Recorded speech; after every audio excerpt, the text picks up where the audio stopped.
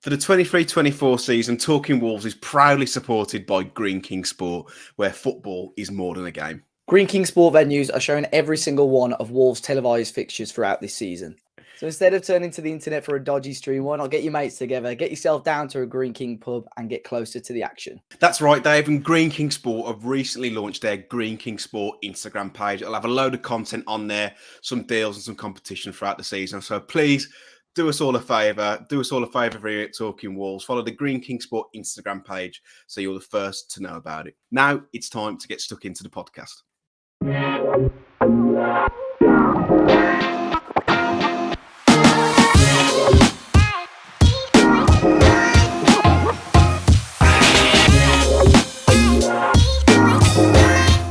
Hello and welcome back to the Talking Wolves podcast. As you can probably tell by my tone, it's going to be a jubilant one. I'm not alone, no. I am joined by the main man himself, Dave Azzopardi. Dave, how you feeling, mate? Are you feeling, as what did that Dazzling Dave say? I'm feeling pretty good, man. How about you, man? I'm feeling good. Yeah, man. Has anybody seen? I won't do it again. I'm good. Yeah, nice to get a surprise 3 points. So yeah, been feeling good the last few days. Jord, how are you, mate? Fresh trim? Yeah, fresh trim. It's the army cutting it. Nice to get shit. Yeah, no, all good. Obviously, yeah, fantastic weekend, I guess, all being told. I ended up not going to the Crystal Maze due to my mum not being very well, bless her, but managed to get a ticket very late on Friday evening. You know, I would never forgive her anyway, to be fair, missing Man City 3 points, being locked in the Crystal Maze with her, but yeah, it's worked out quite well. We moved it, and yeah, she's all right, bless her. So no, I got to the game, and yeah, what a day. Yeah, that's fantastic. I've always wanted to do that Crystal Maze. You know, we spoke about it at work about doing it. Have you done it before, Jord? Nah, but I was a massive fan back in the originals, which I'm not sure if you guys will actually remember the originals with Richard O'Brien. 6, isn't it? Charlie Chaplin used to present it. Yeah. Now, didn't they used to Billy have Wright on the celebrity one? Vera Lynn. Didn't they used to run like the repeats on Challenge? The bloke with the bald head that used to present it, host That's it. him, Richard O'Brien. Yeah. It used to be such a good program. That did. I used to watch because it used to have that. You used to have Fort Boyard. You used to have Takeshi's Castle. Class. Yeah. There's a few games. Bullseye. Bullseye. It's a bullseye. It's Crystal Maze. Yeah. Because at the end you have to grab all the tickets, don't you? Yeah. So I think you get golds, earn your money, and silvers, lose your money. I think that's how it works, anyway. Yeah. So I mean, do you know if they do that at the Crystal Maze experience? You get to win anything, or have you not looked into it? I don't know. I think it was Bullseye. They used to win a speedboat. I don't think you win a speedboat. Yeah, it is. He used to. Maybe you just win a certificate. Yeah. Sally on the 15th floor of a high rise on a speedboat. From Tamworth, yeah. Yeah. Most landlocked county in the country. Fantastic. Dave, Talking Wolves international break, Crystal Maze. Let's do it. Yeah, that'd be unreal. Dave, what have you been up to, mate? Anything nice?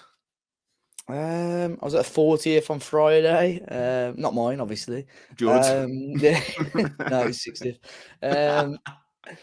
That's it, really. Did I even play football last week? Yeah, I played a bit of football last week. Not been doing a fat lot, to be fair. Obviously, had the disappointment of last Tuesday as well, which we'll talk about. Yeah, been a pretty quiet week there. Yeah. Where have you just been? Do you want to tell the listeners?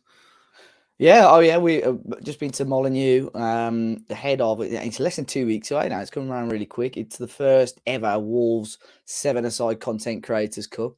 So if I remember, I'll put the Just Giving link in the description. So we're raising money for the Wolves Foundation, but it's us, Dazzling Dave's channel, always Wolves 77 Club, Wolves Fancast, Wolf Whistle, the Wolf Pack. And then the Wolves staff have got a team and the Wolves Foundation have got a team. So all the details will be out on Tuesday, which is the day the pod comes out anyway. So, yeah, keep an eye out for those. But, yeah, it's a week on Sunday. It's going to come around quickly.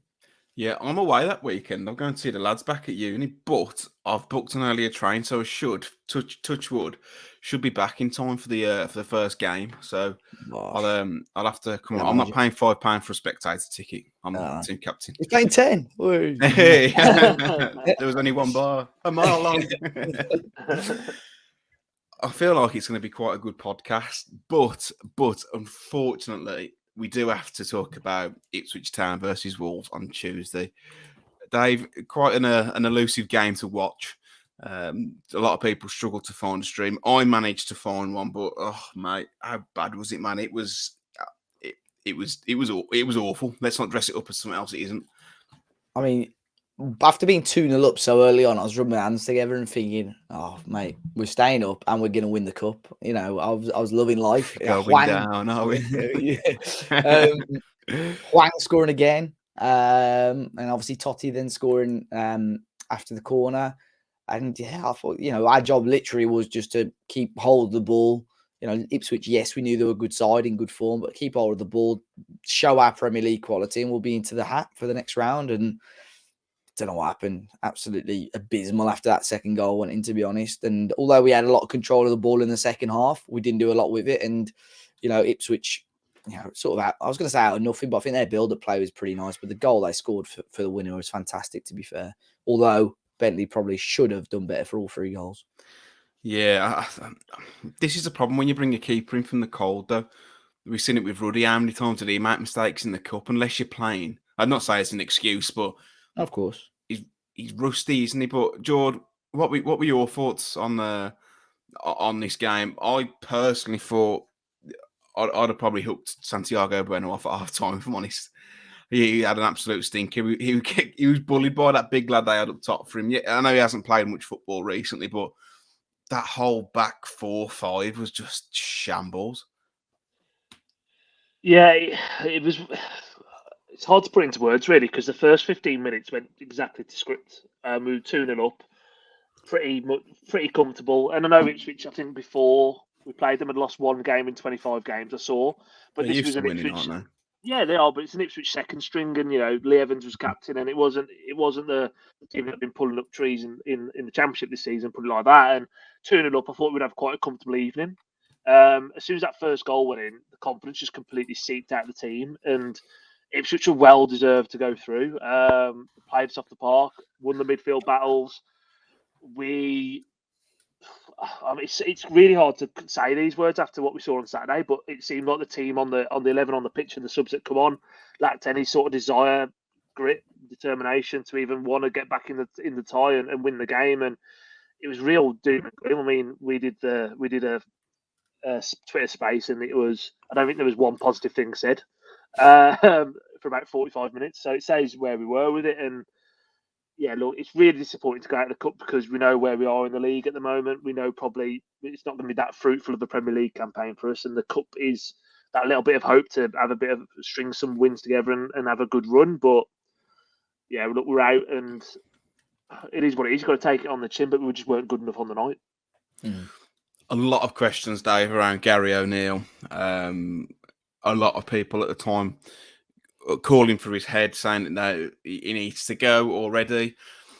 Don't know. It seems a little bit strange now, knowing that we just come off the back of a win against Man City. But in that moment, Dave, I think fans were right to point the finger because it just was awful. But I'll caveat that with the fact that you look at all the goals we conceded, Dave. Don't think that was really Gary O'Neill's fault. There were so many individual errors. I know the first goal, Bueno's on his heels. The second goal, you've got Doc and Johnny playing them on sides, so they're with their hands in the air. And the third goal, I think Bentley should save it, to be honest. But he can't catch a bite, really, can he, Gary O'Neill, at the minute? No, it's good to look at it in hindsight now after Saturday's win. But that was the first time I'd been, on Twitter and on the video. I was very vocal about how disappointed I was because I think, especially from 2-0 up and chucking the game away, of course, there can be individual errors. But I think especially after the first goal, it's up to the head coach or the manager to sort the team out and make sure you don't concede another goal before half time and you can see out the rest of the win. So that was the first time, and I thought, it added a lot of pressure on him. I think regardless of the result Saturday, I don't think it would have added much more pressure unless we got absolutely demolished on Saturday, which didn't happen. But I've said before, it's still very early. And I think once things have calmed down, I sort of sat back and had a bit more of a sensible, thought in my head about it. Yes, there have been a lot of individual errors that have gone against him. And I said it many times, the sort of fine margins that we've had from the start of the season. I'll mention it for the first time today, the Manchester United game, all the way up to now, the fine margins. And for one reason or another, Gary O'Neill keeps being on the wrong side of them. And then it came to Saturday, and thankfully, we had one or two moments of fortune that fell for us for the first time this season. So he has been unfortunate as a manager. And I know we'll talk more about the City game, but I think as of today, on paper, ignoring the Cup, Wolves, points-wise, are where you would have expected Wolves to be at this point in the season. He was actually on TalkSport this morning. He was, I don't know if you boys went to catch it, but he'd said how hard the players have been working, and at the minute it's about trying to get those points on the board and almost like change the way that they think and the process, and then try and sculpt it to how he would want it to look. He said it's very much a work in progress, but he said survival isn't the goal, but let's just try and get to that point first, and then we can try and make it a bit prettier to look at, which I think is a fairly sensible approach. But Pablo Sarabia in this game, Jord, out from the cold, got a start, but he looks. I know you and I like him, but mostly in those tight spaces in the number 10 position. But mate, he's struggling big time. Yeah, it's just not going to work out for him, is it? I don't think. Like the longer it goes on, and my opinion hasn't changed on him about him being a very technically good footballer, gifted footballer, but the physicality is lacking for English football. He hasn't got that sort of yard of pace, and like you don't have to be electric. I've likened him a few times, like a Juan Mata type player, Santi Cazorla, very very technically gifted. Weren't exactly the quickest of folks. But Sarabi's not even doing that now, is he? He just looks bereft of confidence. He's in and out of the team. And I think he's a player that does need some rhythm. But you're not going to get rhythm or get any sort of minutes or game time when you do get your chance. You play and perform like that because you're so ineffective. And he can't have much complaints, really, for me. Like, I know he come off and he was huffing and puffing and like it looks like he made a gesture to say like, one game, give me one game or whatever, but just so ineffective, and he's only got himself to blame from his performance on Tuesday night. I do feel for him to keep coming out of the cold and trying to make a performance, but when you get your chance, you've got to do more than that to take it. And there just was none of that. He's definitely not suited to being out wide, is he, Dave? He just hasn't got the explosiveness to go past players. Not in English football, anyway. He's just not suited to that position. No, it'll be interesting to see if he gets opportunities and if Wolves stick with his back five now, because I think in terms of, with that system, I don't think you'd play him as a winger, but Wolves could easily sort of revert to him almost a 5-2-1-2, which we did see every now and then under Nuno, and have him, as the number 10. But unfortunately, I know he's not been given a huge amount of chances, but he hasn't really taken them enough. His best game in a Wolves shirt was against a team in League One. And I really want it to work. I really do. He's obviously a very talented footballer. He ripped the Portuguese league apart a couple of years ago. And we've seen with other players have settled down in England now and really kicked on. For him, for one reason or another, it's just not happening. So I can't, if the situation's the same going into January, I think he could be on the. Yeah, I think he'll be gone come January. To be fair. Yeah, I think he will be as well. But I'm not sure what the one gesture was to Gary O'Neill, Joe, whether he was saying like one game. No one seems to know, do they? No, well, he didn't look very happy though. No, he didn't, but nor did Sasa either, did he? But again, I'd say I don't really think Sasa did a lot either, did he? To be honest with you, to warrant him. First 10 minutes he was really good, but then he just faded. But the problem is with Sasa, you only really play one way, don't you? And it's pretty clear that Gary O'Neill doesn't want to play that way. So you're asking him to come deep, and all right, he's not too bad if he's back to goal, but ideally you want him in the box, don't you? You want him knock downs, but we don't play that way. Lopetegui has played that way and Lars has played that way, but it doesn't seem like he really It won't. fancies him. It won't work, I don't think, especially if we're going with the 5 at the back from now on, which I'm sure we'll have a conversation about. I can't see him getting much game time Oh, we can't. because you need, if we play in that style, you need someone that's very direct and can run. Like even Raul had a bit of height to him, but on the ball, he wasn't super quick, but he had a bit of pace to him and he could drive forward with the ball. Whereas Sasha, I just don't think has that to his game. Yeah, coming on for the last few minutes of the match when we're going for something possibly.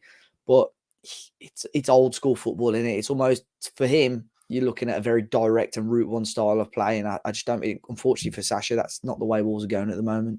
That might be a bit, that might be a bit disrespectful to me in regards to him as a footballer because I don't think he is just a target man. I think he's a good player, but it looks like there's a bit of friction between him and O'Neill anyway. And again, that one going into January, it'd be interesting to see what the situation is with him. Other teams bid for him, didn't they? Or inquired about him in the summer. So was it Fulham? AC Milan apparently as well. AC Milan. Yeah, AC Milan. Yeah. I think abroad, mate, having an option of a 6'7" striker, he's not crap. He just he's doesn't suit player. How we play, yeah. Having that option for some teams, it's like mouth-watering, really. So you'll get a bit of money for him. And we'd rather be sat on the bench at Wolves or sat on the bench at AC Milan. It's pretty Tony clear where. But I do feel for him, but I feel like he's just getting a bit too emotional with it all. He just bide your time. He seems like quite an emotional bloke, but when we're playing like we did on Saturday, you need real dynamism in that front three, and that's just not something he offers. Like, you're not going to be very good on the break. So it took Gary O'Neill to find a solution for him. But Dave, you've mentioned about wanting a cup run this season. Looks like, and to be fair, for a lot of those players who started, they probably won't be playing now until January.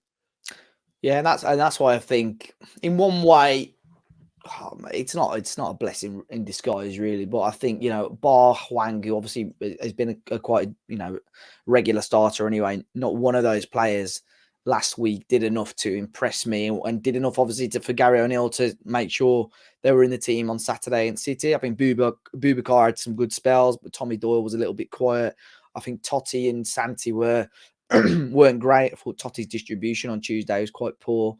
And obviously Bentley as well, and I know it's been said on this podcast to earlier this season to possibly give Bentley a go, but he had a really, really poor performance. And I know, like you said, it could be rusty, it could be nervous, but you get one out your system, one goal, you get out your system, but he did it 3 times, and that's just not good enough.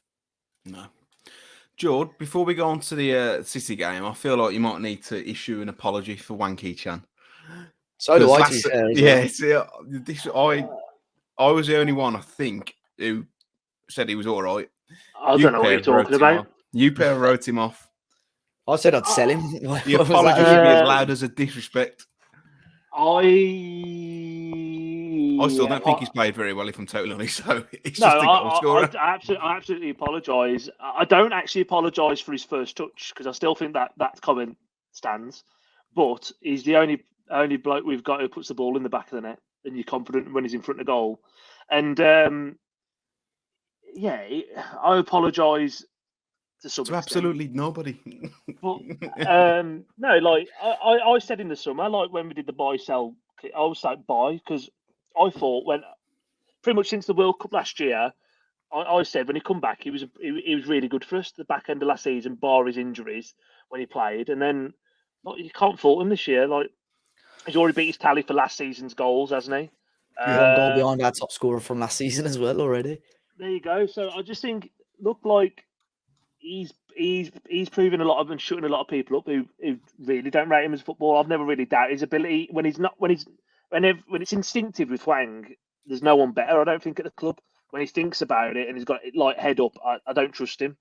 But look, he's had a phenomenal start to the season, and hopefully the rate he's going, he'll break 15 goals, which will be, well, we'll get a fucking nosebleed if someone gets 15 goals for Wolves. I don't think our goal scoring this season has been spoken about or praised enough yet. Like I know, we could still score more. We've had more chances, but bar the United game, we've scored in every single game so far this season, cup included.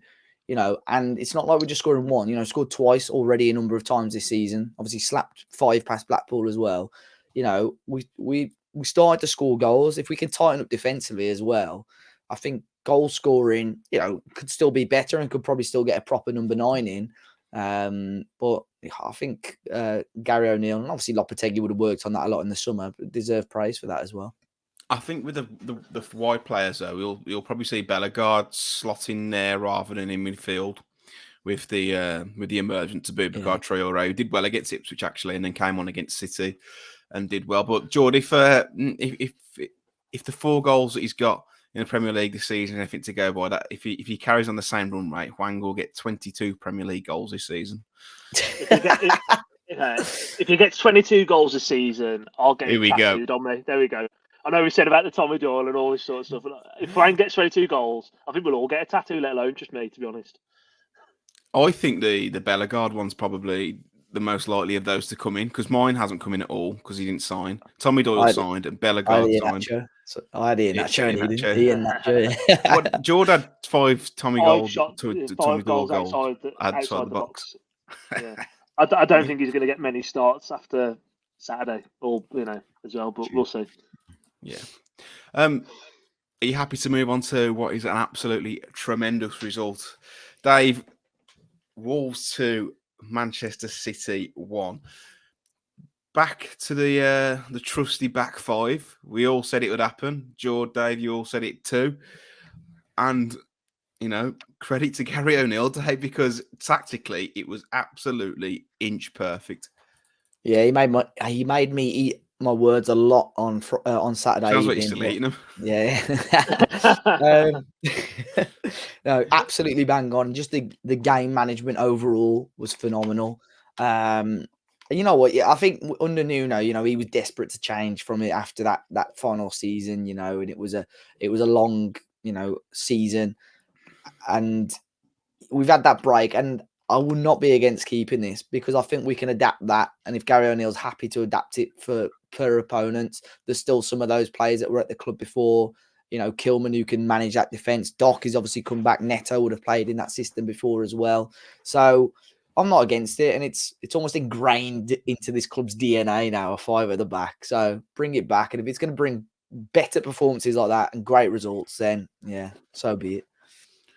Jord, I think he will tweak it according to the opponent. Now, I know they did it at Bournemouth, but you don't want to see 5 at the back at home against Luton, do you? To be honest with you, if it's going to win us a football game, I don't mind it. And to be fair, Luton's probably the opposition where you do, because how stretched they make you. But yeah, it's one of those things. I think, again, I want to give him massive credit because I think the one thing I critiqued him on, and I wasn't one of these people that was like saying he should be gone or anything like that, because it was just way too premature, but his in-game management for me had been quite poor. I think he'd only made one positive sub, which had actually worked for him when he brought Clyde on at Everton. I think everything else, you could argue that his subs haven't been really impacting games in a positive manner. He might have looked out a little bit from just the fact of suspensions, etc., that he went to a back 5, but to a man, he couldn't fault a single person associated with the team on Saturday. I think the manager got his tactics spot on. I think his substitutions were spot on. The space in between in between the players was great.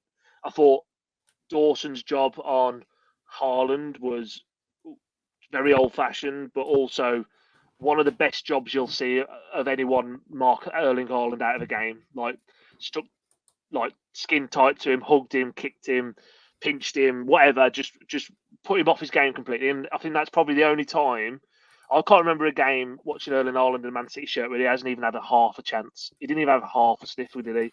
And that's credit to the whole team, but especially Craig Dawson. I thought he kept him so quiet, and yeah, an unbelievable performance and an unbelievable 3 points. Just the performance was fantastic. Each player to a T nailed down the role. But it's interesting, Dave. It's that back 5. It makes us so much more, and I know it's stating the obvious, but like defensively sound. City will look for those gaps, won't they? In those pockets, and there was literally no gaps. I'll try and move you side to side to try and find some gaps, but every time those gaps were closed, and even the likes of Ait Nouri and Semedo, I thought were unbelievable. I know Semedo's had a lot of credit, but I thought Ait Nouri was immense. But even against Doku, Dave, the fact that there were, as soon as Doku got the ball, there was 2 or 3 around him, and I don't think he beat him once, did he, or even get a ball in the box? Yeah, I think the only time that they managed to find that pass was when it was played into Nunes and he put it on a plate for Haaland and Dawson made that great challenge. That was the only time they were able to get in behind, but that's what Wolves made it so difficult. The spaces were so tight, they weren't able to get in behind at all. I actually thought Doku looked all right for City. I think his ball retention was good. But he got a lot of stick off City fans I saw on social media, but Semedo was phenomenal. Ait Nouri, like you said, I was worried when he got subbed off, because we were 2-1 up or possibly even at 1-1 still at that time. And when he was getting subbed off, I thought, oh no, because it's happened twice before, I think, where he's been subbed off, both against Liverpool, and we've chucked the game away. But obviously we managed to hold on. But just every single player did their job. I thought everyone was phenomenal. Kilman looked much better. I think on the right of a back three, he was able to drive forward a little bit whilst having the cover behind him. Totti, I was a bit dubious about starting after Tuesday performance, but I think he did his job exactly. He didn't get tested a huge amount, but I think he did what he had to do. And Saul, when called upon, did what he needed to do. I felt maybe being harsh, he could have done a tad better with the free kick, but I think it's a pinpoint finish, to be honest. But even the front three just ran Manchester City ragged, and Pedro Neto, he's on the form of his life at the moment. And if we can keep him past January, he'll be huge reason. And again, you're talking about Hwang's goal numbers. I think if Neto carries on, what's he got, 5 or 6 goal contributions already? He could get like 25, 30. So, just absolutely phenomenal start to the season for him. They're going to be dips in form, though, aren't they? And there's going to be fitness as well, because those two notoriously can't keep fit. But let's talk about that front three, Jord. Neto, Hwang, and Cunha. Cunha almost dropping into that number 10 position. So Neto and Cunha can almost Neto and Hwang could bomb forward, but they worked their socks off. But there was some real quality between the three of them. And although we had one shot on target and we scored from it, they looked a threat every single time they went forward. Yeah, and I think it's not one of the. I think, and again, it sounds daft looking at the stats. I've had like people at work talking to me today, and mates who are like Albion Villa fans, whatever. Like, genuinely, I don't feel like we got lucky or fortunate with the result. I thought, we kept them to very little. Yeah, we kept them to very little. Every time we broke on them, we caused them so many problems. I thought. I mean, Man City are the best team in the world. There's no debating or doubting that, and I still wouldn't say that after Saturday. But Nathan Ake looked absolutely shit scared every time Neto got the ball, and he's a very competent, fully fledged international footballer. Neto running ragged. I think the dynamism of those three and in how they link up and play and the pace and stuff. I was dead against going to a back five, and I thought Nuno sort of bored me stiffless with it by the end of it all. And it was all about, I don't mind what formations you play. It's all about if you're playing aggressive and it's not pragmatic in the way you go about it, you can play whatever formation you want. The way we played it on Saturday is perfect. You set traps and you spring on them. It's what we did against Liverpool in the first half when they just stopped playing. I love that football. That for me, that plays to our strengths. We haven't got it doesn't really suit Lemina and Gomez to be playing in a midfield game where we're trying to dominate possession, dominate the ball. The more, for me, shuttlers rather than actually ball-playing midfielders. So, for me, let's get the best out of what we've got. You can always want to, if Gary O'Neill wants to expand and play his style of football 6-12 months down the line, great, but just play with the strengths you've got at the moment. And, that is sitting 10, 15 yards deeper back. That is harassing, scuttling for the balls, but just break with pace. And it suits everyone in the squad. Most low blocks there, you'll just sit back and just force the ball out wide and try and let them put the ball in the box. But even in front of goal, in certain areas, the players are so aggressive in trying to win the ball back. And the free kick led to that, which I think is a free kick, to be honest. I think it's a silly foul from João Gomez to make, but it was so aggressive and front foot. And I've seen City fans saying Hwang shouldn't be on the pitch, but if that's what we're going to go by, then neither should Nathan Ake. But as Jord just said, Dave, Nathan Ake, who I thought before this game was quite quick, and he maybe, but Neto absolutely tore him to pieces. It's so important to keep Neto fit because what a player he has been this season.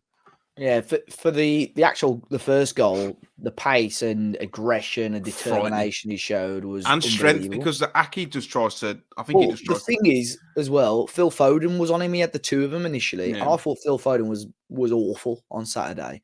And I know players are going to try and get stop getting these cheap bookings now.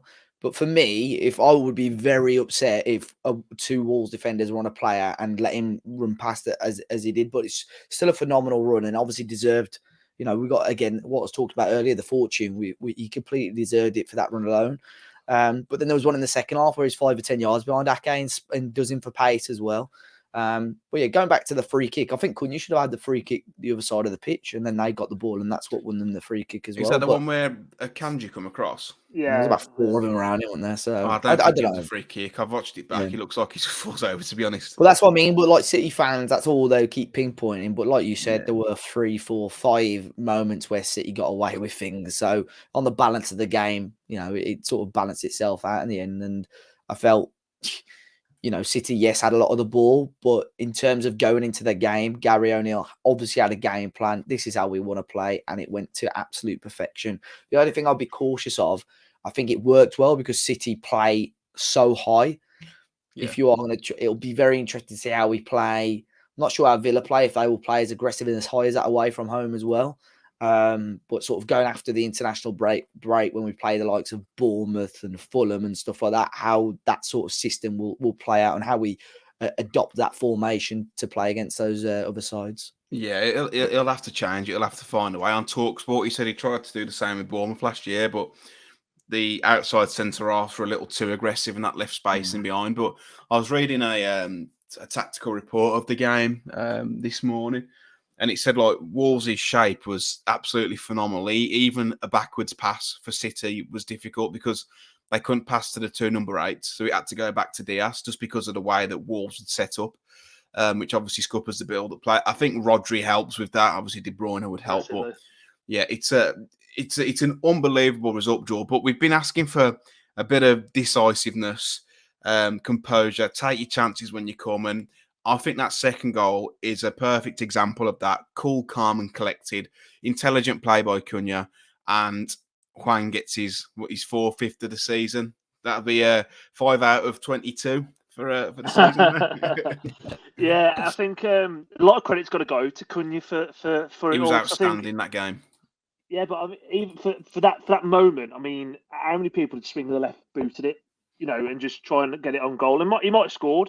But the fact that he just had the composure to pass it, a 4 or 5 yard pass, it took Eder out the game and 2 defenders for Hwang just to, put it in the back of the net. And it's so underrated what he did. I think in the moment of it all, you're thinking, wow, okay, like, how's that happened? I was in the North Bank and like you couldn't really see, but I watched the extended highlights back as well. And it's so clever. And again, another thing I didn't realise is like Kyle Walker does unbelievable, doesn't he? Yeah, he nearly almost off the line, didn't he? I know. Again, from where I was, it looked like he saved it. I was shouting for a penalty. I thought, like, fucking send him off, but he's actually there. I couldn't believe it. I thought he handled it as well. Yeah, he almost did it, but looked like, it's great. It's a great, great goal, decisive on the break, killer instinct. That run from Semedo as well. Yeah, Kilman's ball into space. Semedo run.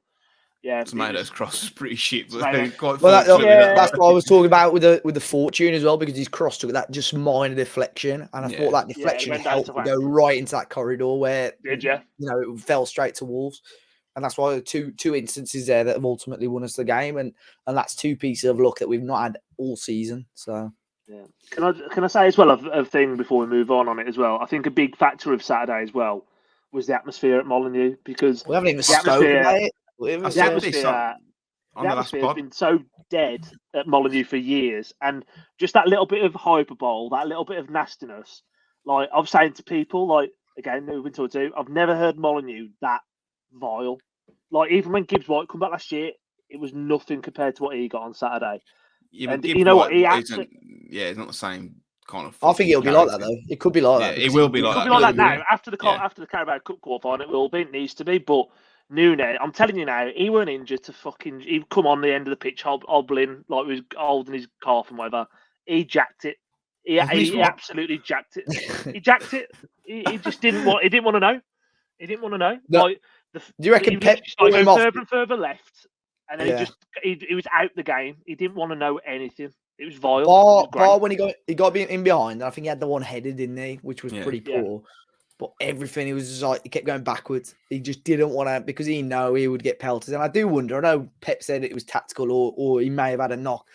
But I've got a feeling that the amount of negativity, it was just putting City off their game. And he probably thought, if this happens for another 15, 20 minutes, it just ain't. We've got a player whose head he's not in the game at the moment. But that was, I knew he was going to get stick, but I didn't think it was going to be as good as that. Absolutely amazing. Yeah. Even like at the end of the game and stuff, even like at the end of the game, like Nunes, what's the score? Like the sound of it, like it was comparable to like for me, it was like the Man United quarterfinal, like the sound, like all four stands going in. The booing was amazing. The highlights, you watch that. Oh my God. It's like silent and then it goes, the boos you hear is fucking amazing, man. Honestly, so good. I said on the last podcast, so I said this will galvanise Molineux. It will be as loud as you've heard it, just because it was like old Wolves back, just like shithouse, horrible bastards. Yeah. And it worked. And Nunes is quite he's a big baby, as we've said on this podcast. You knew it would get in his head, and yeah, like you said, Jordy, come back on the pitch hobbling, but Pep said it's a tactical change. He wanted someone with a little bit more creativity in those smaller spaces. So, yeah, it was. It was a good moment. The City fans as well. I know they don't lose a lot of games, so obviously when they do, there's obviously going to be a bit of a reaction. But some of them were so salty. Even it was brilliant at the ground because right at the start there was these lads giving it the big in about the money, like showing off. And after the second goal went in, they did not look once towards the Wolves fans. Hood up as well. And that was it. And a couple of them at the end of the game applauding us. Oh, God, do one. But yeah, it was the atmosphere was great. Really, really good. Really good. Yeah, we need to try and replicate that if we can. Well, against Villa, it's gonna, it's gonna happen. We need Dendoncker on the pitch for 90 minutes and just give him that same goal. We want Dendoncker on the pitch for 90 minutes. We'll win the game. Quickly, referee rating from Saturday. Craig Pawson. Yeah, he was poor, I thought. Yeah, I'd go with a 5, and that's being fair, I think. Yeah, not great. Not great. I've said, I think the officials are absolutely embarrassing. And it only highlighted it with the Liverpool Spurs thing and the debacle of all that as well. Like they're absolutely pathetic. Honest to God, they all want the sack. Like it was a time where Craig Pawson he booked who kicked the ball away for Wolves in the first half. And I mean, don't get me wrong, it's a yellow card. Lamina kicked the ball about 5-7 yards away. And in the second half, Man City played I think it might have been Docky, just kicked the ball about 4 yards. Yellow. But like everyone just started shouting, book him, and he got his card out. It's like you're listening to let the fans influence it. It's like you got to be strong and confident enough in your own ability to do what you want to do and make your own decisions. But I just felt it was easily influenced. The Ake elbow, I mean, it looked like a collision to me in real time where I was sitting. But it's not great, when you slow it down the elbow. He should have been. I don't think he's tried to do a Neto with that. People say it's a red card. I think it's a natural movement. Yeah. But 2 minutes before that, he'd done Kilman, and that should have been that should have been a booking anyway. That was a bad tackle. I think that was after, wasn't it? No, it was 2 minutes before, and then the Neto one was after. I think. Either or, they were very close together anyway. I think the Kilman one was before though. And also, that's why I couldn't believe he avoided it for both. The rule of surrounding the referee doesn't apply to other teams as well. Well, Neto got a yellow, didn't he, when he ran up to him before Alvarez's goal? Because he ran over and what the hell? But in the first half, I mean, he had 5 or 6 around him when Walker went down after Hwang kicked him, didn't he? And well, where's the yellow? Where's the consistency again? Don't you? It's just I agree. You're going to make mistakes. I mean, the Liverpool one is just unfathomable. Quite funny, mind. But let's. You think that no one else has ever had any decisions go against them, but We move at Wolves Villa on Sunday, 2:00 kickoff.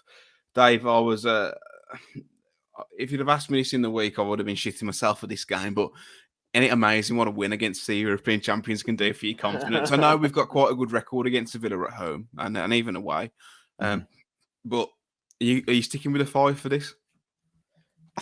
I think so. I think you'd be daft to change it. I think that they played so well. They've got to stick with it.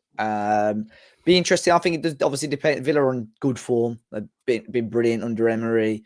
But we do get good results against them. What we got, we got 4 points off them last year. Do really well against them at Molineux. So I'm leaning towards a Wolves win, but it won't be easy.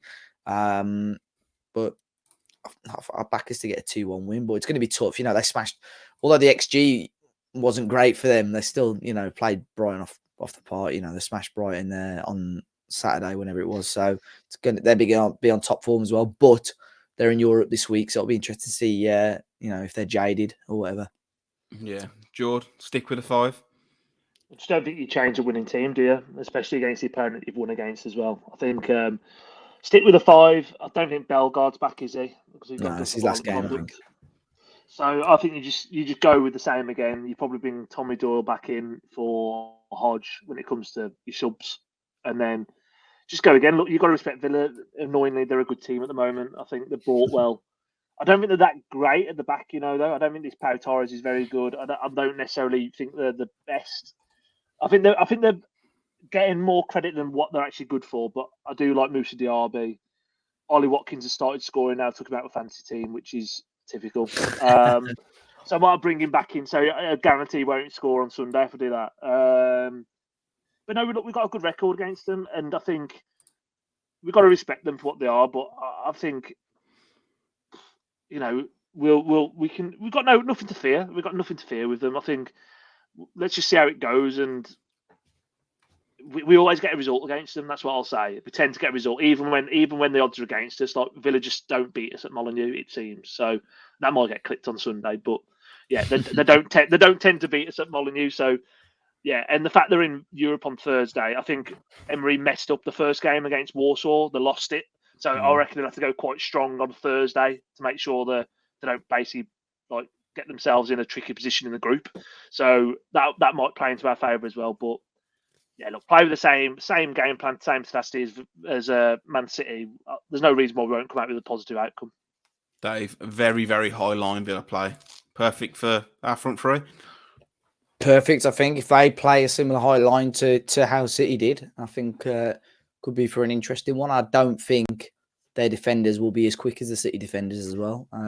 So I don't know what is their back line now. I genuinely haven't watched much of it. Matty Cash, Pau Torres, Ezri Konsa, and Luca Dean. Yeah, plays, By the way, Luca Dean, fantastic delivery, everything else. He's shite. Yeah. To save his Cash has been okay, but yeah, and I think you'd probably start Neto on that right hand side again. So Neto versus Dean will be a nice little battle. Yep. Score prediction, Dave. 2-1 to the Wanderers. Jord? I'll go for a Desmond. Nice. Okay. Nice. Questions time. Yeah, I'll take a point as well. I know that's probably a bit weak, but I don't think a point's a bad result. Going back quickly to what I said at the start, in terms of right now, points-wise, is probably where you'd expect us to be, because you would have probably expected us to lose to City. So if you put the 4 points we got over the last couple of weeks, you put the point to the Palace game maybe, and the 3 points from City to the Luton game, it's about where you'd expect to be fair. Yeah. I think you need to be winning your home game, so I'm gonna say we need to win. I'm gonna go 3-1 Wolves. 3-1 Wolves. Nice. Question time. Nigel John Ross has asked, why isn't Sasa getting more game time? Do you think O'Neill doesn't run him? I know we touched on this earlier a little bit, Dave, but why do you think it is? Do you think it could be fitness? Do you think because he doesn't fit in? Does he think they've had a bust up, which everyone seems to think that's happened? Right, Nigel John Ross, never trust a man with 3 first names. No. You should never trust a man with 3 first names. No, like Jordan Russell. I don't know. We sort of alluded to it earlier, didn't we? I think just in terms of game plan and style at the moment. Unfortunately, I just don't think he fits in. I don't think he's 100% fit, but obviously the sharpness and stuff comes with game time. So, and is he a bit of a risk to be playing him in 21s games and stuff like that, So, I don't know. I just don't think he's suiting how Wolves play at the moment. So, it's just one of those. Jord? Don't know. Like, it just doesn't fancy him, does he? I've said this the last few weeks. I just don't think he fancies him. Like, in terms of actually trusting him to play the way he wants to play. If we're 1-0 down or we need a goal later on, you might see him chuck him on as a plan B sort of thing. But I don't think you'll see him start in many Premier League games. No, I agree. He's not going to be very happy with that, though, is he? No, but he's had a nice documentary about him, a nice 3-parter. Not playing in the Premier League, but you played in the Premier League too. Welcome to the 21. None all he's lost. He got a little Netflix series going on. Welcome to Agbra, buddy. Given Space has asked, why does it appear that Neto was telling the fans to calm down after his goal? I wondered that. Dave, do you think it's just saying, like, calm down, we've got, like, 80 minutes to play City? I don't know, or like, calm down. This is me. We talk about it. It's Pedro Neto. It's the Pedro Neto show. I don't know. Look how big my Corey is. Yeah. It fits in this pint glass. No, and loops back round. I don't know what he was saying, or but who used to do that? Like Ronaldo loved that one, didn't he? It's like, it didn't look like that though. It looked almost calm. Yeah. He probably was that. He probably knew there was a long time to go. But whenever you go 1-0 up against City, of course, you're going to celebrate. So, unless you're being respectful for Diaz for putting it in the back of his knee, I don't know. But you're still going to celebrate, aren't you? Yeah. Jord? I reckon he had Man City 3-1 on his Super 6 and he was just saying, look, don't get too excited, lads. We know how the story goes. But, probably what I think it was. I think it was more so. He's quite, and I mean this because you've got to be this to be a top player. That bit of arrogance, I think he was just being a bit arrogant. Just like, calm down. I'll do this every time I get the ball. Don't worry about it. I'll do this every week. Maybe we'll have to ask him. I don't know. David Hop has asked, is that the best display you've ever seen from a fullback from Wolves when it comes to Semedo on Saturday? It's up there. It's hard to say, like, pinpoint, how, Jord will know back sort of at Derek Dugan days. LA Wolves. I don't know, it was good. It was very, very good. Not many pop up to mind, but yeah, it was a very good performance. Jord? Yeah. Is that the best?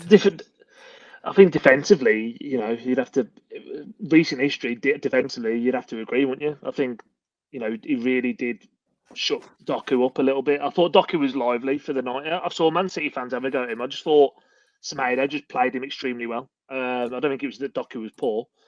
But, I remember Lee Naylor scoring against Reading in the Championship playoff semi-final. That was a great performance. So, if you want to go back to 2003 or whatever, or even further back, we can go further back. But no, definitely up there in recent memory for sure. I've got a couple more questions from Twitter. So Amar's Music Show, he's getting a question read out again. I know someone moaned last week. He does also identify as a male as well, as he confirmed on Twitter. Who's the nicest Wolves player you've had an interaction with, past or present, and what was that interaction?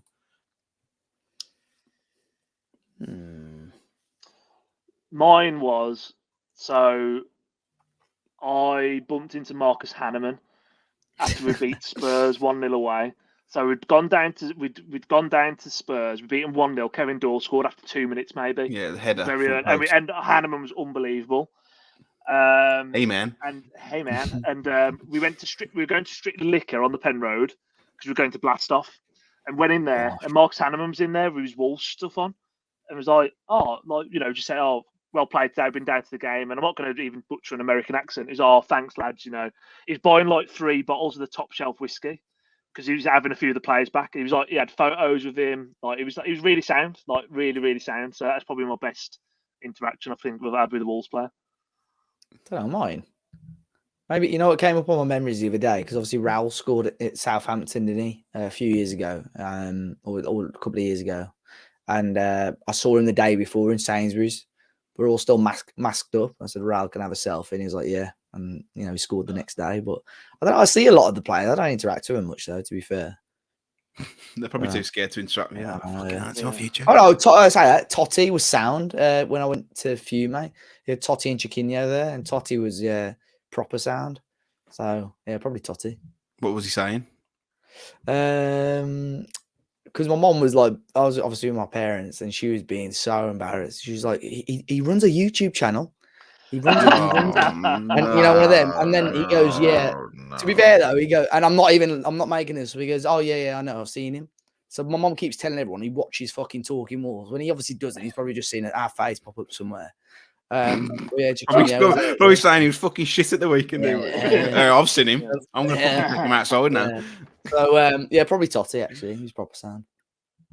Mine is either Adama, where at the end of season dinner awards, had time for absolutely everyone, and he was just a really nice person. And I said I was quicker than him over 35 yards, and I'd go and see him in the car park. And he went like, really? And I went, yeah. And he grabbed my arm and went, right, come on then, we're going. And like, obviously we didn't go any further, but we had a good laugh about it. And then Cody for me. At the same event again, asked him for a picture. I had loads of time. I was going out with someone at the time who was from where he's from, in St Helens. And I said, and he went, oh, it's a posh area, that is. You need to keep her. She sounds like a good girlfriend. And like 4 weeks later, she finished me. So, thanks, Connor. Cheers, Connor. But no, it was a really good laugh. Good value as well, and surprisingly very, very funny. A couple more questions, if you just bear with me. Adrian has asked, Mrs. got me Wolves car mats for my birthday present. What was the dullest present you've ever received? A Wolves present, or like generally present? Generally a present. I'm not good at opening presents. I don't know about you guys, but I just don't like. It must have been this was years ago. My nan used to like one of my nans I very rarely saw. So she must have gone. You know, when you go, I don't even know what shop she would have got it from, but places where I do 3 for 2 and just buy any old shit. The one year I got like Techno fireplace. Yeah. you got this thing, and it must have it was like a chair that plugged into your car, and you'd have it on the back of your car seat, and it would heat up. As if I ain't got fucking heaters in the car and stuff. So I was there like, I think, genuinely, I've had about 7-8 years and it's still in my room in the wrapping. So that's got to be up there, I think. Yeah. What the fuck am I going to use it for? So. Jord? I'm trying to think, you know. Yeah. You'll have to come back to me. Yeah, I haven't. I'm quite grateful for everything anybody gets me. I'd feel bad to say like something was shit. Sorry, I got another one. My granddad a few years ago. He's notorious. He gets nice gifts. Like if he buys you an aftershave set, he'll buy nice stuff. But then he all of a sudden, a couple of years ago, started adding like a bar of chocolate, but it was Jim Beam. You know, Jim Beam, the whiskey or whatever it is, flavored. And like everyone was eating it. It was horrific. So we started doing like dares to each other. Eat a Jim Beam chocolate with like a cracker or something. Like Jim Beam. But then the year after, it was a bar of chocolate again. We was like, oh, here we go, binging. Nah, it was chocolate Cavossier. So what is going on here? Where's he getting these from? Fuck knows. It was horrific, mate. On it, they've probably still got a bar somewhere. It's horrible. So, cheers, Grandad. Avid listener. I'm just having a look at Jim Beam chocolate. Mate, it's like a white and black wrapper, I think, like box. It's genuinely not. Oh my god, it looks horrific. Yeah. It tastes. I can't imagine the taste. Yeah, that's it. The top, it just comes up on Amazon there, limited edition, currently unavailable. Yeah, it's limited edition. Shit. Yeah. Your dad bought, granddad bought the rest of the stock. If your granddad's listening to this, he's thinking, I'm going to have to get him something else this year. Yeah. You remember them bobble hats like about 15 years ago? Remember the Dappy on NWs? Oh, yeah, the Dappy. Yeah, you could get them from Wolverhampton Town Centre for about £3. And my granddad brought me one of them before. I was like, fucking sound. You know, you broke the bank this Christmas, granddad. You know? Sounds really ungrateful, though, to be fair. Yeah. I mean, That wasn't the only thing you got me, by the way. I'm happy with like Adidas activewear, deodorant, and shower gel kit. No, but when you get older, like, and that's what's useful, to be fair. When I open a pack of Under Armour socks, I'm buzzing, like, because you need those things, don't you? But when you're a bit younger, you don't. Yeah, you don't think about it. No, it's more so the fact of it's not having like socks and underwear, but it's like like pairs of socks. Like I've got shitloads of like one socks, but then when you get a new pair for Christmas, you're like, you know what, I needed them. You don't really need them. You just got fucking 80 white socks in your drawer that you just need to pair up. But yeah, I know the feeling. The older you get with it, great with it. Great for that sort of stuff. Dave's got all this to come when he moves out, but even like new cleaning products and stuff. I'm like, I mean, you might not do new cleaning. I had that last Christmas. Obviously, I thought I'd be in by now. I had like a big like oven gloves and shit. I was like, oh yeah, that sounds, to be fair. So. I bet you never don't use that oven once. You need to get an air fryer though, mate, when you move. Air fryer that is honestly. There's many things. If my air fryer broke, there's many things I'd do to get a replacement. You know what I mean? So it's MVP, mate. I'm telling you, probably the most valuable product in the whole house. I love it. After the kettle, it's like up there. Yeah. Are you both tea drinkers? Tea. I'm tea. I do like a coffee, but I prefer tea. Black coffee, I have. Unless it's like the filtered shit, I have to have it with a bit of milk. I've tried with coffee like so many times. I tell people, everyone's like, "Oh, you don't drink coffee?" And I'm like, "Nah." And I said, "You'll definitely like this. If you like tea, you'll definitely like this." I'm like, "Right, go on, then I'll have one." It's just like I just don't. I can't get into it. Like, I do like a proper coffee, but tea, it's a treat. That is, if I go for a walk, I'll go and get a coffee and have a walk. Something like that. It's not. Do you drink a lot of tea, Jord? I'll probably have 3 or 4 a day, maybe 3. Decaf, Sports Direct mug. What's your typical of tea bag? That's another question, isn't it? It's going to make me sound like a mad Tory, but I'm very keen on Yorkshire Gold. Oh wow! What's yours? I'm a PG Tips man, to be fair. I do like PG Tips. Again, back in the day, they used that, and again, before your time, I'm not even going to. I know this is my time. You used to get PG Tips pack, and you used to have like the monkeys in the cars. Yeah, like Kevin the monkey. Did you used to have those when you used to come in the thing?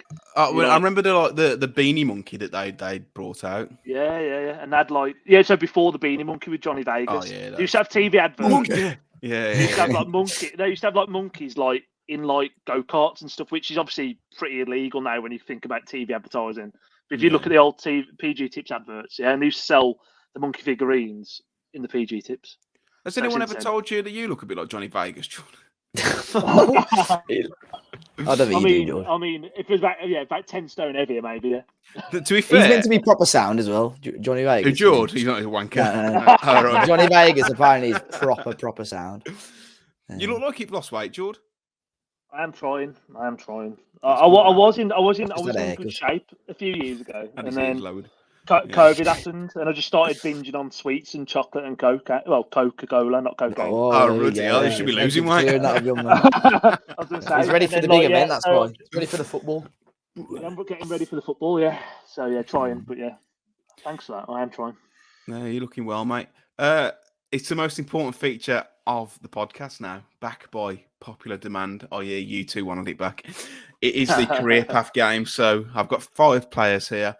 I'm gonna list their career from start to finish, and I want you to call out a name. If you shout out an incorrect name, you have to wait until someone else calls out a name. You are frozen. If it gets to the end, and we've still not got an answer, I'll give you 30 seconds each. 30 seconds for you to name it, and there's no being frozen out.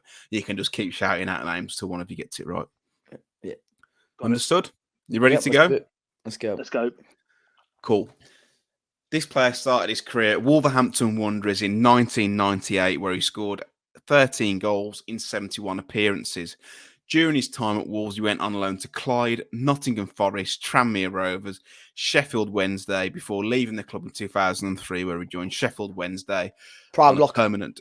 Fucking hell, yeah. Yeah. Adam Proudlock. Yeah. Wow. Superb. Bosh. Well done, mate. Thank you. Proud as punch, ain't you? Look at you. Oh, okay. Look at you. You know. You not get that one, Jordan. I thought you would have got that one, to be fair. I was That- waiting that's for not a, me, I was waiting. No, I was waiting for the next club. I was thinking Leon Clark a little bit, but because he went everywhere. Bit too didn't he? early, But I was yeah. waiting for a bit too earlier.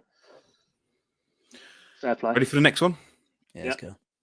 This player started his career at Strasbourg in 1998, where he made 0 appearances and scored 0 goals before leaving in 1999, where he joined Neuchâtel Jamash, where he scored 17 goals in 32 games. He then moved to Grasshoppers in 2000, where he scored 3 goals in 11 games before moving to Sedan in 2001, where he stayed there for 2 years, scoring 22 Henri goals. Camara. Fucking hell, he's in there Is again. it? Yeah, Oh, Henri come on. Camara. Jord, mate, come on. I know it's late, but you're already in the God. game. It is in the game. I was thinking about. I was not thinking Henri Camara then. I was waiting for the next club. I had someone in my head then, but I ain't going to say it in case it comes up in the next one Who around was that it? time. I'll wait and see. I'll Just wait for it because I don't want to put the name in Dave's head. Okay. Not that I it needs any help. guarantee you it's not going to be him, but Let's go. ready for the next one? Yeah. George, you can't be whitewashed, by the way. It's You have to mute £50 him. fine. Yeah. Yeah. This player started his career at Benfica in 2010, where he stayed there for 3 years until 2013. He made 7 appearances, scored 0 goals. During his time at Benfica, he had 2 loan spells, one between 2011 and 2012, where he was on loan at Servette, where he had 24 appearances, and then a loan spell in 2012, where he joined Deportivo La Coruña and made 3 Silvio. appearances. Ivan Cavallero. Neither. Over to you, Dave. In 2020... Did you hear my answer though? Sorry or not? Yeah, you said it's Silvio, wrong. yeah. Oh, sorry, In yeah. 2012 and 2013, he made 5 appearances for Benfica B. Good shit has this now too. Yeah, just wait until the end. And then in 2013, he moved to Rio Ave, making 72 appearances, scoring 4 goals. Oh, I know it. In 2017, Already? he moved to Wolverhampton Wanderers, where he made 17 appearances. Whilst at Wolverhampton Wanderers, he had 2 loan spells, one in 2018 to 19, where he joined Olympiacos and made 8 appearances. Oh, no, And it. then Dave. 2019 Get me back in. to Push me in. 2020, where he made 24 appearances, scoring 2 goals for Family Cow. In 2021, he moved to Gaziantep, making 13 appearances, and he's now currently at Melbourne Victory. He joined them in 2021. He's made 43 appearances, scoring Sorry, George. 2 goals. Roderick Miranda. It's Roderick Miranda. Yes. Mate, that took me a while to get that, you know. I forgot he went to Olympiacos as well. Yeah, sorry. George. Olympiacos. Oh, let me have a drink of water because this is a bit of a tongue twister. Yeah. Oh, God. It could be a whitewash, it's on. Jord, you can't let this happen to yourself, mate. I know. You both ready? Yeah, It let's might go. happen, though. You might. This player started his career at Arsenal in 2000, making 0 appearances. He left the club in 2006, but he did make 3 loan moves during his time. In 2002-03, he moved to Beveren, where he made 24 appearances, scoring 0 goals. In 04-05, he moved to Millwall, made 26 appearances, scoring 0 goals. And then he played 1 appearance between 05 and 06 for Reading. He then joined Reading permanently in 06. But he unfortunately never made an appearance for the club. He had a few loan spells during his time at Reading. In 06-07, he played for Leeds United 12 times. And then in 07-08, he joined Wolverhampton Wanderers on loan, making 2 appearances. He then joined Plymouth Argyle in 08-09, making 5 appearances. Graham Stack. It's Graham Stack. Oh, The whitewash good is off. He'd The just whitewash is off. He'd been sacked from Maccabi Tel Aviv as the goalkeeper coach recently for I wouldn't fighting in have the got that one. nightclub. He punched someone in... That was in Israel. No, on the pitch, wasn't it? Yeah, he was mad. He was one of the ones that got the crossbar, didn't he, for Wolves when they got the record? Yeah. And on Soccer AM. He did. Soccer AM, yeah. Who was it? Who was on under the cosh, and basically I think he was at Wolves still, and they're on the motorway on the coach. You know, on the coach is like on the they've got like the door on the back like open for an emergency. There was basically a car going next to him with a trailer on the back of a motorbike, and he jumped out the side and got onto the trailer and was sat on the motorbike and was like, I think it was Mick McCarthy who was the manager. Was it Mick McCarthy who was the manager? It would have been McCarthy, yeah. Yeah, and it was like Mick was like doing his nut and he was going like passing the coach on his motorbike on the trailer. Oh, a proper character was Graham Stack. Yeah. Not the best footballer, but yeah, bit of a hot-headed bloke. Final one, the whitewash is off, but Dave, you could make it 4-1 here. George, you can make it a little bit more respectable. Are you boys both ready? Yeah, let's do it. Let's go for it. This player started his career at Rochdale in 1991, making 158 appearances, scoring 10 goals before moving to Bury in 1996, making 84 appearances, scoring 4 goals. In 1998, this player moved to Sunderland, making 79 appearances, scoring 3 goals. During his time at Sunderland, he joined Wolverhampton Wanderers on loan between 2000 and 2001 and made 5 appearances. He then made the switch to Molineux permanent in 2001, making 119 appearances, scoring Alex 3 Ray? goals. No. Before moving to Leeds United in 2004, making 99 appearances, scoring 4 goals. He moved to Milton Keynes Dons on loan in 06-07, making 8 appearances before joining them permanently at the end of the season, where he made 9 appearances. He then moved to Chester City in 2007. He finished his career there in 2009, making 35 appearances, scoring 2 goals. I will call out the international career before I open it back out to both of you. He made 1 international appearance in 2000, and that was for the Republic of Ireland. It's too early for him, I think. Stephen Stephen Gleeson? You've got 30 seconds from now, both of you. It's not Stephen Gleeson, no? No, not Stephen Gleeson. Can we have a clue? No. Yep. His position was centre-back. Gary Breen? No. Neil Collins? No. Rochdale, Bury, Sunderland, Wolves, Leeds United, Milton Keynes, Chester. 10 seconds. He's now 50 years of age. That career path rings a bell, and I just can't think of it. He won the first division. He won the first division playoff with Wolves in 2003. 5 seconds. 5. Paul Butler. 4. It's Paul Butler. Oh, I never thought that was career path. Never. One of the player final. I thought I'm gonna have a guess here. Paul Butler. Paul Butler. Paul Butler. Pat Butcher. Pat Butcher. I've updated the scores anyway. Absolutely superb. Good game, that. There's some tough ones in there. Some real tough ones. I need to make a note of players I've actually called out, because I'll probably repeat more in a few. Yeah. The Henri Camara shout, I can say it now. I was thinking Vio Ganea. I thought he was going to end up at Vio Ganea. Yeah. Because I put a more recent one in for Finn, because I thought he was going to be on the podcast, but unfortunately he's stuck in Manchester. I don't think Finn would have got any of them. Maybe Miranda. I think he would have got Miranda or Kamara, because Kamara's like quite. I don't think he would have got Kamara. No, he was supporting Man United at the time, so it made a difference.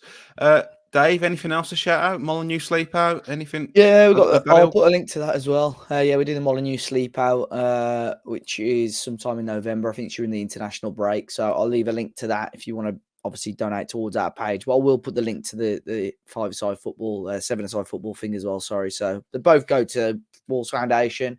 If you want to chuck a £5 in both or a couple of quid in both, obviously it means a lot. So I'll leave a link to both in the description. Wonderful stuff. Dave, where can people find you should they wish to follow you? At Dave as a Party on Twitter and Instagram. Jord, how about you, mate? Jord was 7 on Twitter and Instagram. I am Matt Cooper Bites and M Cooper Writes. We are, of course, talking Wolves across all social media platforms. But yeah, let us know if you've been playing along with the Career Path game. Let us know your scores down below in the comments section. If you've enjoyed the podcast, make sure you give us a like or a 5-star review if you're listening on Apple and Spotify. That'd be really appreciated. And if you're not subscribed on YouTube, make sure you hit that subscribe button. But yeah, until next time, hopefully next week's is another positive podcast as we've overcome Aston Villa at home. But until then, take care and enjoy the rest of your week.